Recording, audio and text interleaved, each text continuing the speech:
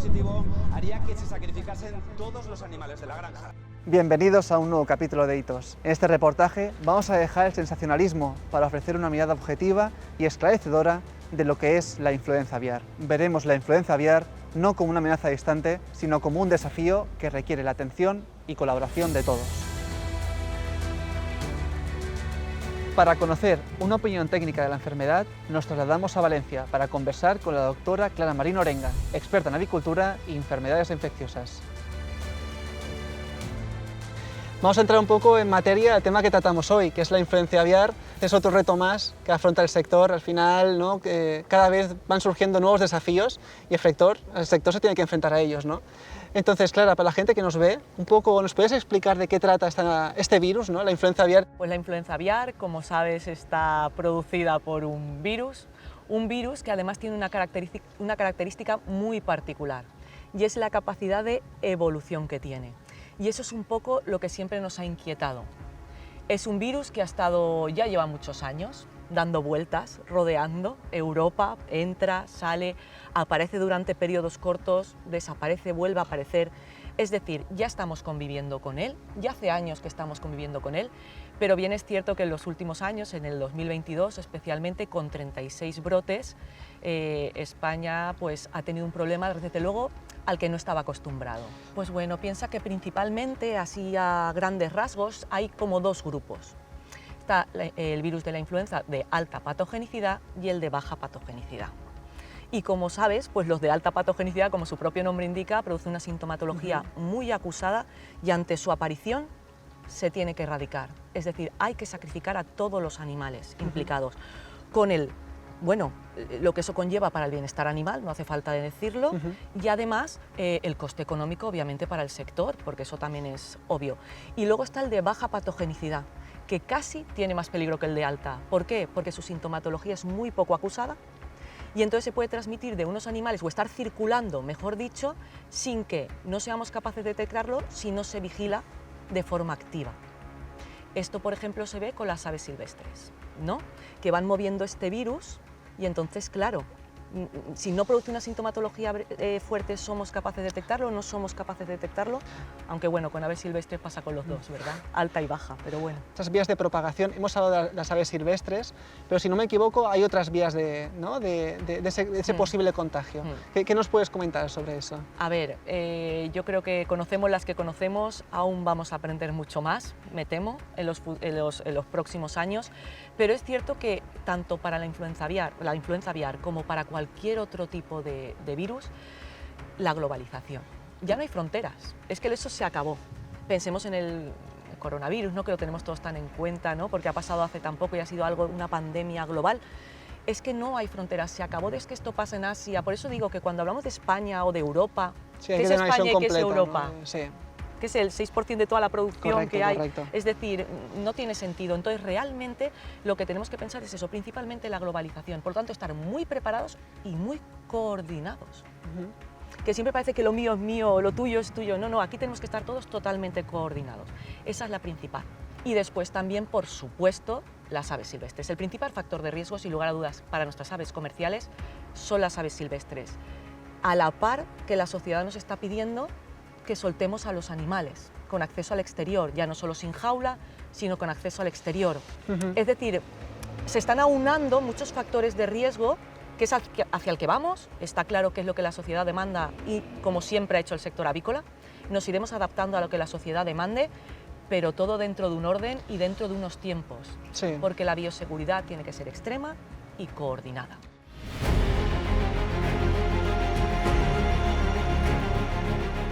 Lejos de ser un problema aislado, la influenza aviar se extiende por todo el mundo. Este último año, Latinoamérica ha sufrido los efectos de esta enfermedad, generando numerosas pérdidas en el campo de la producción avícola. Para conocer la opinión de los productores, quienes son los más afectados por el impacto de esta enfermedad, hablamos con Ezequiel Casillas Padilla, presidente de la Asociación de Avicultores de Tepatitlán y productor avícola mexicano. Sabemos que el virus de influenza está presente en el mundo todo el tiempo. Todo el tiempo. Conforme van cambiando los años, las estaciones, alguna cepa confluye más de manera importante que otras. El caso del año pasado, el H5N1, empezó a aparecer desde marzo, abril, tanto en Europa como en Estados Unidos, y empezaron los sacrificios humanitarios, los brotes en aves silvestres y en granjas de traspatio y en producciones comerciales. Nosotros desde ese momento sabemos que México tenía una diferencia muy significativa frente a Europa y Estados Unidos. No hay fondos de contingencia en México. Aquí el productor es el que tiene en riesgo sus seres vivos, es el que los combate y es el que tiene cuidado de ellos. La sociedad es ajena a lo que sucede en los centros productivos. Es más, tú puedes salir a la calle, estás en donde tú, en Barcelona, en Madrid, sal a la calle y pregúntale a un niño de 12 años de dónde sale un huevo, de dónde sale un litro de leche, y te van a decir que del refrigerador, o sea, no te van a decir otra cosa. No se imaginan lo que hay detrás de todos los productos agropecuarios. La sociedad no es consciente de la magnitud de... Muchas veces cuando aparecen en las noticias posibilidad de un brote de influenza que está presente en Estados Unidos, la sociedad rápidamente dice, quieren subir los precios, quieren modificar los precios, están sacando una noticia amarillista y quieren hacer una modificación de mercado, cosa que el mercado es muy sabio y él se encarga de dominar oferta, demanda de productos. A mí me tocó estar hablando de un ejemplo de esto, y yo les cuestionaba a los taxistas y a la gente de pie, les decía, oye, ¿cómo ves el huevo? Y era el momento que el huevo en Estados Unidos estaba arriba de $6 la docena, y decían, a ver, el huevo yo ya lo saqué de mi súper, o sea, está imposible de comprar, el gobierno está haciendo un movimiento, no nos quiere tener con alimentos buenos, nos está encareciendo los alimentos, ni enterado les decías, oye, ¿has escuchado algo de la influenza? La gente no se entera, la gente no sabe, o sea, las noticias de sanidad nos enteramos los productores, que somos los primeros interesados. Es más, hasta los grupos ambientalistas y welfaristas desaparecen en estos momentos, ni se atraviesan, porque saben la gravedad de la situación. Ellos sí conocen lo que es producir un producto, un animal, pero en estos momentos ni se ponen en la mesa. Y nosotros somos los grandes preocupados por... La sociedad no se entera, desgraciadamente, y se enteran efectivamente cuando les toca el bolsillo. Cuando deja de haber oferta en el mercado y el huevo cambia su nivel de precios, ahí es donde se afecta. Y Ezequiel, también te quiero preguntar, ahora cuál es la situación, ¿no? Me comentabas también todo lo que habéis vivido, ¿no? este año pasado. Cuéntame, quiero saber tu opinión respecto a México, en qué situación os encontráis ahora, también cómo estáis viviendo los productores actualmente. En México, en marzo del 2023 fue el último caso que se presentó, vale, de H5N1.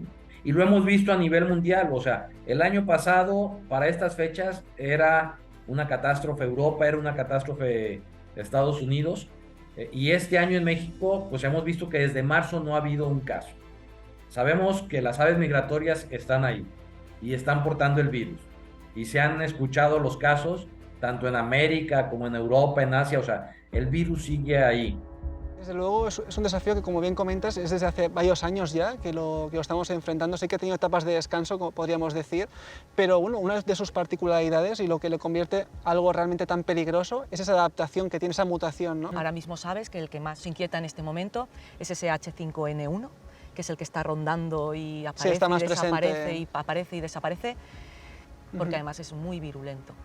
Efectivamente que hay que sacrificar, cuando estamos hablando de un influenza virus de elevada patogenicidad, pero es que prácticamente el 50% del lote va a morir. Quiero decir... Sí, es inevitable. Es que es muy, muy patógeno. Analizamos el impacto real y efectos de la enfermedad en las granjas avícolas.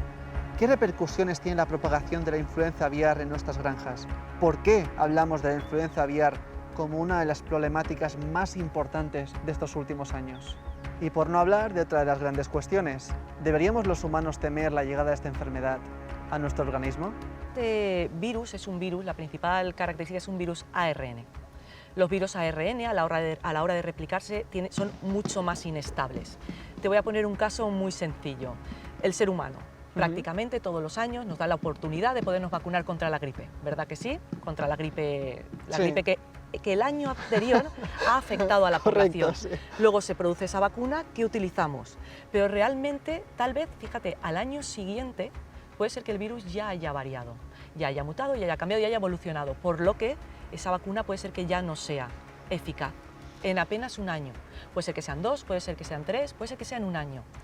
Imagínate la capacidad de No, es- fallos que se dan durante esa replicación, porque si no hubieran fallos durante la replicación, siempre sería igual. O iría mutando, pero a lo largo de muchísimos años, Claro. como pasa en cualquier otro tipo de virus.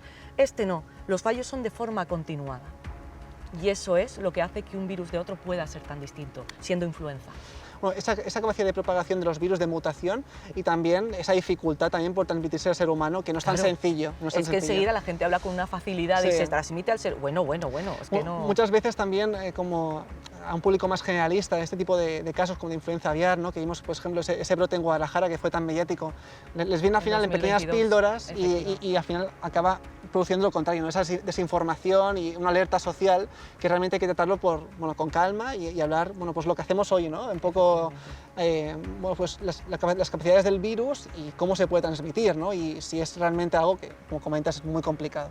También, Clara, hay otro punto con el virus que, bajo la experiencia que hemos tenido, vemos que depende la época del año, vemos más, la aparición del virus parece como más sencilla, lo vemos más presente, lo hemos visto también en 2022, ¿no? A partir de septiembre que se incrementó, ¿no? esa aparición de posibles brotes. Entonces, claro, ¿hay algún punto que afecte, ¿no? esa aparición del virus? ¿La estacionalidad tiene algo que ver?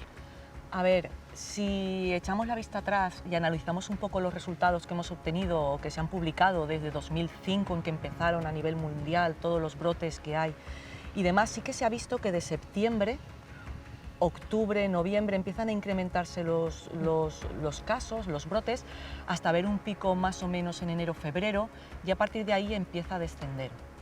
Pero bueno, también es cierto que cuando más confiado estás, te viene, ¿no? El caso, por ejemplo, que tuvimos en junio aquí en la Albufera, Exactamente, sí. ¿verdad? Que hasta entonces no habíamos tenido en Comunidad Valenciana ningún caso de aves silvestres, y bueno, ahí lo tenemos, y fue en junio.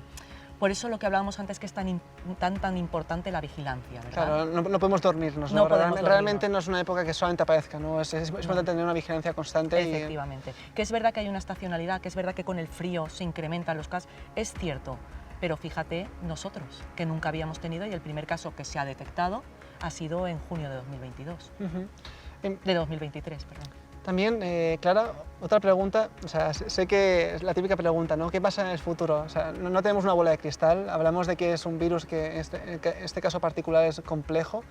¿Cómo piensas que va a evolucionar en este caso el sector o cómo piensas que ahora va a entrar esta época, ¿no? Donde los casos se pueden incrementar?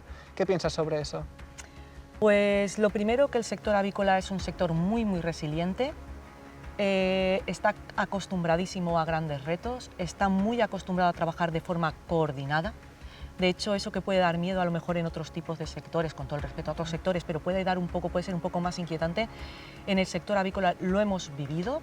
Por lo tanto, la coordinación entre todos, la bioseguridad implementada debe ser muy, muy exhaustiva. Ser implacables con la vigilancia, tanto activa como pasiva. En cuanto se dispare una mortalidad que no podamos justificar, enseguida hay que comunicarlo. Y la comunicación. Y luego, obviamente, canalizar esa comunicación para que llegue lo antes posible a todos. Como vemos, la influenza aviar representa un desafío constante. Ahora bien, ¿qué soluciones nos aporta la ciencia y la industria avícola para frenar el impacto de esta enfermedad? Y otra pregunta que nos hacemos, ¿son estas soluciones un mero parche o realmente es una promesa sólida para proteger al sector de esta amenaza? Hay un gran nerviosismo en la industria. Hemos tenido varias reuniones con las instituciones sanitarias, nosotros cuestionándonos el por qué no permiten la vacunación. Ellos nos dicen, ¿para qué vacunan si desde marzo no hay ninguna presencia del virus? O sea, nosotros sabemos que está a la vuelta de la esquina. La industria avícola quiere vacunar. Estamos en negociación con el gobierno que nos permitan.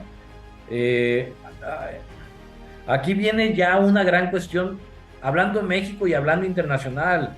hubo la reunión en París en mayo de la OMSA, está el acuerdo número 28 que dictó unas directrices muy importantes acerca de la vacunación, de la necesidad de vacunación. Ahí se mencionó que la bioseguridad no lo es todo y una herramienta muy importante es la vacunación, sí con sus y bemoles, o sea, cuidando una vigilancia epidemiológica que te asegure, porque puede haber zonas libres bajo esquema de vacunación. O sea, la vacunación es un seguro para en caso de que presente el virus no te genere una catástrofe. Entonces, nosotros sostenemos que debemos de estar bajo un esquema de vacunación, tenemos experiencia de muchos años y sabemos que es una mejor manera de controlar el virus. Y ahorita estamos en gobierno e industria, qué es lo mejor para todos, pero sí estamos convencidos que la ciencia debe estar hoy presente y que los esquemas de vacunación sistematizados deben estar presentes, porque cuando te quieres vacunar una parvada en reacción ya a la presencia del virus, pues vas contra reloj y los tiempos no te alcanzan y más de algún productor se va a ver afectado catastróficamente y es lo que no queremos. O sea, a lo mejor muestras un éxito de la industria, pero no de la totalidad de los productores. Tenemos que basarnos un poco en la experiencia y lo que estamos viendo. Sí. Y entonces es un tema muy controvertido. Si nos vamos a la experiencia y nos vamos, por ejemplo, a los años 90, donde tuvimos grandes problemas en avicultura, por ejemplo, con gumboro o con bronquitis, ¿verdad? La bioseguridad, el manejo es algo fundamental, como lo es para este. De hecho, es la parte más importante. Pero es verdad que en otros grandes retos que hemos sufrido, la vacuna ha sido fundamental. ¿Qué va a suceder con este virus, con la influenza aviar y su vacunación? Realmente aún no lo sabemos, ¿no? Pero ahora, por ejemplo, Francia ha dicho que no espera ni un día más. Ya han aprobado ya la vacunación, se han aprobado ahora en octubre y ya han empezado a aplicarse en pato de engorde muchísimas dosis, porque no pueden aguantar más. Sin embargo, otros muchos países han dicho sí, vacuna, pero aquí no importas. Canadá, Japón, Hong Kong, Taiwán han dicho que allí no entra ni un pato, ni un patito, ¿verdad?, derivado de estos. Entonces, no es fácil porque, es complicado. porque lo que tú estás haciendo también es soltar una cepa más. Entonces, ¿puede hacerse? Por supuesto que puede hacerse. Y tenemos vacunas buenas y cada vez mejores y sobre todo, con, por decirlo de alguna manera, con unas características que es lo más importante, que nos ayude a diferenciarla de la cepa de campo. Eso es lo todo. Si somos capaces de diferenciarlas, puede ser una muy buena solución. Pero siempre de la mano de ese control, de esa vigilancia activa de todos los lotes vacunados. Si somos capaces de llevarlo a cabo y el manejo es muy bueno y la bioseguridad es muy buena, ¿qué va a pasar? Hemos visto que con otras enfermedades víricas no hemos tenido problemas. Claro, pero no sabemos, ¿no?, realmente... ¿Qué pasará? Pues es una decisión que todo el sector, eso sí, se tiene que poner de acuerdo. Sí. Ni lo que diga yo, ni lo que digas tú, ni... Todo el sector tiene que ir de la mano, porque lo que te decía antes, no existen fronteras.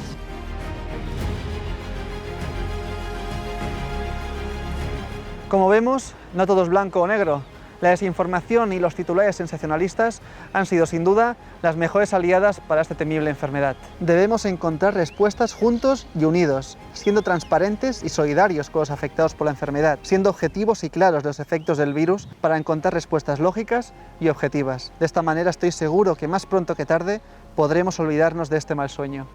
Y hasta aquí el capítulo de Hitos de hoy. Muchas gracias y os espero en la siguiente entrega para revivir una vez más un punto de inflexión de la historia del sector agropecuario.